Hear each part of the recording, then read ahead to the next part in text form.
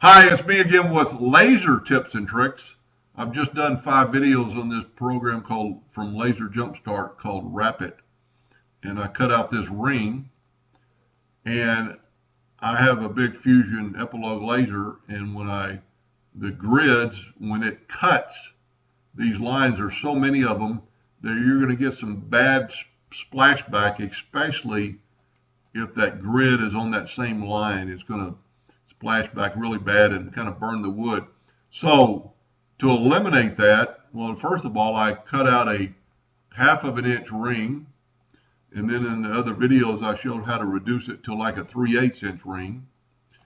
So I've been using this for years. I have a catch box, and I mainly use it for small parts that I need to keep that won't fall through my grid. This box will keep it intact. But today I used it for this ring, and this is the bottom side of the cut, and you can see the burn residue, but there's very little splashback, or really there's none. Now I am going to redesign this box. I designed this box in their program called Box It, and I actually have a magnet, but it's only 2 inches deep. I either need to line it with something that doesn't burn, or I need to make the box quite a bit bigger, so that won't happen. So, and if you can see, I even have a magnet right there. There's a magnet embedded into the my fixture on the other side, and I put my wood, and it just kind of helps hold it in place. I actually have 2 magnets. You can actually see the other spot right there.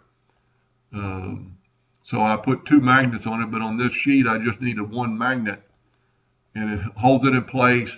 It's really not going to move it around, but because you are vectoring and your air assist could blow it off path a little bit. But this catch box is very essential for cutting out small pieces that will fall through your laser engraver.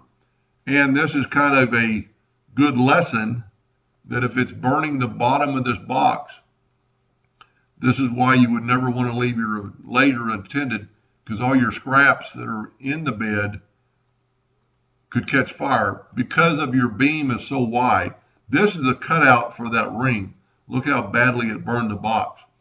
So I'm going to look into redesigning this box in the next couple of days and make it a little deeper so it will not burn, and try to maybe even figure out if I can put something down there that would not burn, maybe a thin piece of metal.